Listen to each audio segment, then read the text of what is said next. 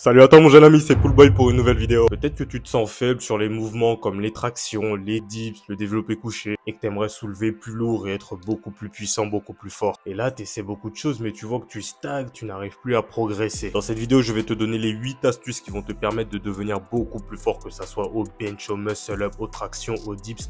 Le même principe s'applique partout. Dans ce premier chapitre, on va parler de l'entraînement, le point névralgique qui va te permettre de progresser. Tu te doutes bien que si tu t'entraînes mal, tu ne progresses pas. Ou soit même si tu as le meilleur entraînement du monde, si quelques détails, quelques points ne sont pas appliqués, tu vas stagner. Le premier point, ça va être le choix des bons poids, la bonne charge. Qu'est-ce que tu vas soulever pendant ton entraînement? Alors là, les gars, je sais qu'il y en a énormément d'entre vous qui ont un ego surdimensionné et que parce qu'il y a 7 ans, ils étaient capables de soulever 50 kilos, ils pensent qu'aujourd'hui, il faut encore soulever 50 kilos. Bah, sache que tous les meilleurs en force ne s'entraîneront jamais comme ça. C'est pas parce que tu peux soulever 80 que tu vas soulever 80 à toutes tes séances. Bien au contraire, la plupart du temps, on s'entraîne assez loin de nos maximums. Pas trop loin non plus, mais on s'entraîne jamais H24 à la limite de notre maximum. C'est pas bon car c'est ce qui va créer énormément de fatigue. Peut-être que tu vas pas le sentir sur le coup, tu seras très fier de toi, tu auras soulevé ta charge maximale, mais tu verras que sur 1, 2, 3 semaines, ta force, elle va décroître avec le temps. Et ça, c'est pas du tout ce qu'on veut. On veut que de semaine en semaine, ta force augmente. Donc dans ce cas-là, moi, ce que je vais te conseiller, c'est de ne pas avoir honte, mais vraiment pas de s'entraîner loin de ton maximum. Exemple, récemment, j'ai réussi à passer une traction à 100 kg en prise chin-up. Est-ce que tu penses vraiment que pour progresser dans ce mouvement, je vais à chaque séance soulever 100 kg ou 95 kg? Pas du tout. Il y aura des séances où je vais faire du volume avec 65 kg, des séances où je vais faire plus de force à 80 kg et incrémenter de semaine en semaine. Ce que tu dois retenir de ce que je viens de dire, c'est que on ne s'entraîne jamais à 100% de notre puissance. On s'entraîne toujours à un pourcentage de notre puissance maximale. Et ce qu'on fait, c'est que de semaine en semaine, on augmente le poids petit à petit. Gagner en force, les gars, c'est facile, mais c'est long et il faut être patient. Le deuxième conseil que je vais donner, ça va être le choix de la fréquence d'entraînement. La fréquence d'entraînement est déterminante dans ta progression lors d'un mouvement. Tu te doutes bien que si tu entraînes tes tractions 3 fois par semaine, sur un an, tu n'auras pas les mêmes résultats que quelqu'un qui les entraîne qu'une fois par semaine. Donc logiquement, le corps s'adapte à ce qu'il encaisse le plus. Donc si tu souhaites davantage progresser en traction lestée, augmente ta fréquence d'entraînement en traction lestée. Au lieu de faire une séance par semaine, passe à 2 séances par semaine. Je vais te déconseiller 3 séances par semaine car c'est vraiment un peu costaud niveau volume si tu n'as pas l'habitude. Mais rien que de passer de 1 séance à 2 séances par semaine, bah tu vois bien que sur par exemple un mois, tu auras eu 8 entraînements au lieu de 4. Ton corps a été stimulé 2 fois plus sur ce mouvement qu'auparavant. Donc tu auras de plus grandes adaptations, tu vas progresser davantage. En numéro 3, nous allons avoir la gestion du volume et l'intensité dans ton entraînement. Pour que tu comprennes ça de manière très simple, c'est comme si tu avais un robinet et que tu le laissais ouvert à pleine puissance H24. Ce qui va se passer, c'est que si tu mets un récipient, l'eau va déborder, l'eau va couler, car le récipient n'est tout simplement pas assez volumineux pour contenir toute cette eau. Et bah ton corps sache que c'est la même chose. Tu ne peux pas être à fond à 100% tout le temps, c'est pas possible. Donc dans ce cas-là, tu dois jouer avec le volume et l'intensité. Prenons un cas pratique. Imaginons que tu es un jeune homme talentueux qui pratique le muscle up à haut niveau. Maintenant, le maximum que tu peux soulever avec ton muscle up, ça va être 25. Quant au format d'entraînement, tu décides de faire des 3x3 à 15 kg, c'est-à-dire 3 séries de 3 répétitions de muscle up à plus 15 kg.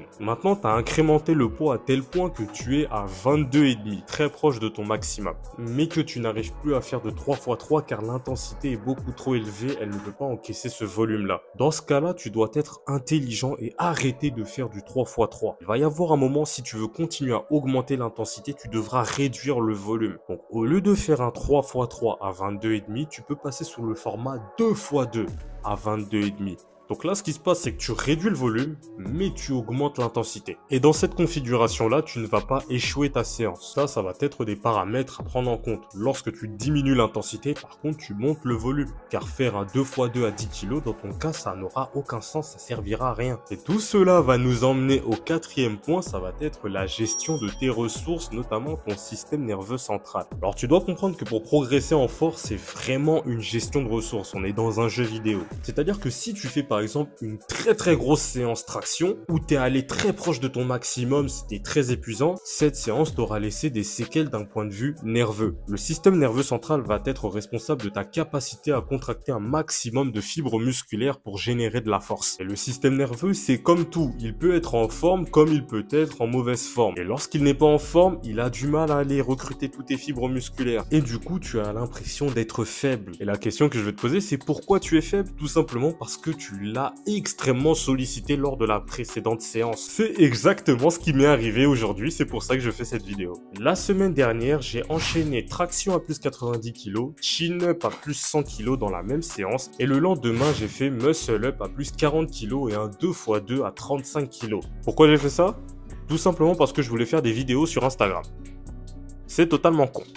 Le truc, c'est que je savais qu'il y allait avoir un contre-coup après 2 grosses séances d'affilée comme ça. Et là, je le paye tout simplement aujourd'hui. Lors de ma séance, j'ai principalement échec. Là, tu peux le voir, je suis à plus 80 kg, je n'y arrive même pas. Là, ce que je suis en train de te montrer, c'est l'exemple parfait de la personne qui ne progresse pas en force. Un ego surdimensionné, ne respecte pas sa programmation et veut aller très lourd juste pour prouver qu'il est trop fort sur Instagram. Bon, je sais que de temps en temps, on veut frimer sur Instagram, on veut faire des vidéos, on porte lourd, mais les gars, ne faites pas ça. C'est contre-productif, ça nous empêche de progresser. Là, j'ai perdu au moins une semaine à cause de ça. Donc, tu dois comprendre qu'au cours de la semaine, tu dois vraiment gérer ton nerveux. Sache que si tu dépenses énormément d'énergie là-bas, par exemple les tractions, tu vas le perdre sur les dips, par exemple, ou sur ta prochaine séance traction. C'est pour ça que la gestion du volume et de l'intensité, essaie d'avoir un équilibre sur les différents mouvements que tu travailles, est juste primordial, la base. Et je sais que c'est très dur d'atteindre cet équilibre. Ça demande des tests, beaucoup de tests. Et lorsque tu l'as trouvé, tu ne le lâches pas. Et parfois, tu devras faire des sacrifices. Par exemple, moi, pour progresser autant en traction à un bras lesté, j'ai arrêté de muscle-up complet. Là, cette année, j'ai essayé de travailler les 3 mouvements dans la semaine, c'est-à-dire traction, muscle-up, traction à un bras. Ça marche pas. Ça ne marche pas. Donc là, j'ai décidé de plus progresser en traction et muscle-up. J'ai tout simplement réduit, voire arrêté de faire les tractions à un bras. Lorsque j'aurai atteint mon objectif en traction et muscle-up, je réduis ça et j'augmente les tractions à un bras. C'est vraiment un jeu de balance. Donc là maintenant, nous avons parlé de tout ce qui est lié à l'entraînement. Qu'en est-il de l'hors entraînement? Lorsque tu ne t'entraînes pas, qu'est-ce que tu peux faire pour optimiser ta progression en force? La chose primordiale, c'est la chose la plus importante. Tu ne devras jamais, au grand jamais, skipper cette partie. C'est tout simplement le sommeil. Les gars, c'est très simple. Le sommeil, c'est le cheat code. C'est ce qui va permettre à ton corps, ton système nerveux de régénérer un maximum avant la séance suivante. Si tu dors pas, tu vas sentir que tu seras lourd, ce sera compliqué. Ton système nerveux, il va patiner et c'est totalement normal, t'as pas dormi. De plus, c'est pendant ton sommeil que tu construis du muscle. Et plus tu as de muscles, plus tu peux générer de force. Donc les gars, au minimum, le minimum requis de sommeil que tu peux avoir, c'est 6 heures. Maintenant, ce que je vais te recommander, c'est 8 heures personnellement. Donc le repos est vraiment l'un des piliers de ta progression. Si tu ne te reposes pas, tu progresses pas, c'est aussi simple que ça. Le point suivant va être au niveau de ta détermination / ton mental. Alors les gars, pour moi, dans cette vidéo, c'est l'un des piliers, l'un des points les plus importants, écoutez-moi bien. Dans ton ascension, dans ta quête de devenir plus fort, sache que tu passeras ta vie à affronter des problèmes. C'est-à-dire, il y aura des jours où tu seras fort, plusieurs jours où tu seras catastrophique, des jours où tu stagneras, où tu régresseras. La question que je vais te poser, c'est comment tu vas encaisser cela, comment tu vas surmonter ça. Sache-le, tu nous vois sur Instagram, on fait tous des performances de malade mental. Dans la vraie vie, on passe par des échecs H24. Et ça, c'est partout pareil dans tous les domaines d'expertise de la vie. Tu me vois faire des tractions à un bras lesté, combien de tractions à un bras j'ai raté dans ma vie? Tu vois des footballeurs mettre des buts de malades mentaux, combien de buts ils ont ratés? Chez toutes les personnes qui se sont améliorées et qui sont devenues beaucoup plus fortes dans leur domaine, on a toujours continué d'avancer et on n'a jamais abandonné. C'est pour ça que je dis toujours, chez une personne qui veut devenir beaucoup plus fort dans un domaine, le facteur mental, c'est le facteur qu'on n'évalue pas assez. Il y en a malheureusement, ils n'ont pas le mental nécessaire pour devenir plus fort. Parce que c'est facile lorsqu'on est frais, lorsque notre système nerveux est au point de faire des bonnes séances à la salle. La question que je vais te poser, c'est est-ce que tu es autant déterminé quand tout va mal? Tu te sens faible, tu es fatigué, tu n'as même pas l'envie de t'entraîner. Lorsque ces 3 conditions sont réunies, qu'est-ce que tu vas faire? Est-ce que tu vas skipper l'entraînement, ne pas y aller, ou tu vas y aller quand même et te donner à 30, 20, 10%, ou tu vas quand même y aller et donner le maximum que tu peux, même si c'est de la merde. Tu l'as deviné, c'est cette troisième option que je veux que tu acquières. C'est-à-dire que là, avant de tourner cette vidéo, je viens d'une séance où j'ai été catastrophique. J'ai été très en dessous de mon niveau moyen. Comme tu peux le voir, lors de cette séance, même si j'étais très en dessous de mon niveau habituel, j'y allais quand même à fond. Soulever cette charge, c'était extrêmement dur, mais je le fais quand même. Donc selon moi, ton mental, ta détermination, ta volonté d'avancer sera très importante. Car tu peux avoir la meilleure programmation du monde. Si ton mental est faible, tu ne vas pas progresser et c'est la vérité. Le point suivant sera réfléchir et faire les bons choix. Entre guillemets, ne pas être bête.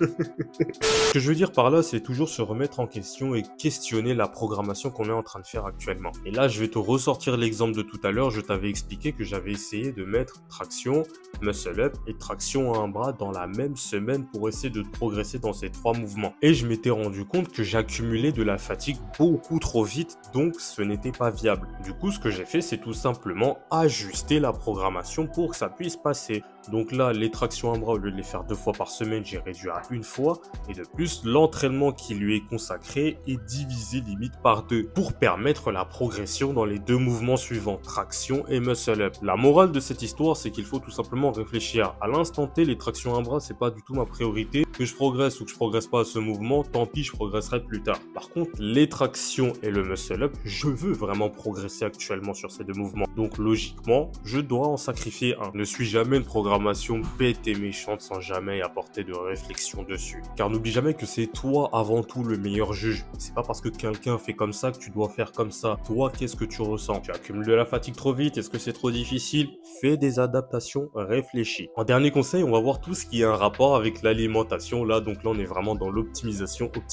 Donc le premier conseil, on va passer très vite dessus, c'est tout simplement bien manger. Je vais pas te faire le blabla habituel, c'est important, nanani, pour l'énergie. Tu le sais très bien, on te le dit souvent. Par contre, les gars, le conseil suivant, c'est un game changer. C'est tout simplement incroyable. Moi, il faut savoir qu'en 7 ans d'entraînement, c'est que maintenant que j'ai décidé de prendre des compléments alimentaires pour voir, pour tester. Et j'ai vu qu'énormément d'athlètes, notamment dans la force, me conseillaient la créatine, de faire un test et de voir ce que ça donnerait. Bah les gars, je vais vous dire un truc, la créatine, c'est comme Google. Ce n'est pas indispensable, c'est pas quelque chose que tu as besoin, mais une fois que tu l'as essayé, tu ne peux plus t'en passer. T'as pas besoin d'un GPS pour te rendre à Marseille, tu peux très bien utiliser une carte. Mais si un jour, une fois dans ta vie, tu as utilisé le GPS, tu ne voudras plus utiliser une carte. Et bah pour la créatine, c'est vraiment la même chose. Et j'ai vu les changements, ça m'a juste impressionné. Lors de mes séances, j'ai senti que j'avais beaucoup plus d'énergie. J'ai aussi senti une évolution au niveau de ma masse musculaire. Et bien sûr, j'ai vraiment vu la différence en termes de force. Je suis devenu beaucoup plus fort depuis que je consomme de la créatine. Et c'est pas du tout un effet placebo. Ça fait des années que je fais de la force, mais je n'ai honnêtement jamais vu un tel level up grâce à un complément alimentaire. Donc vraiment les gars, si vous cherchez des compléments alimentaires à consommer et que vous souhaitez devenir plus musclé et plus fort, je vous recommande la créatine monohydrate. C'est vraiment incroyable et je suis maintenant devenu un client. Tous les 3-4 mois, j'achète mon sac de créatine et tous les matins et tous les soirs, j'en consomme afin de progresser en force. Voilà mon jeune ami, c'était les 8 grands conseils que je voulais te partager afin d'arrêter de stagner et enfin progresser en force. Comme d'habitude, suis-moi sur Instagram, c'était un plaisir pour moi de te faire cette vidéo et n'oublie jamais, tu dois continuer d'avancer. Fais attention à toi. If you rockin' with it, put your hands up. Yeah, this the anthem. If you get up and get it, put your hands up. Yeah.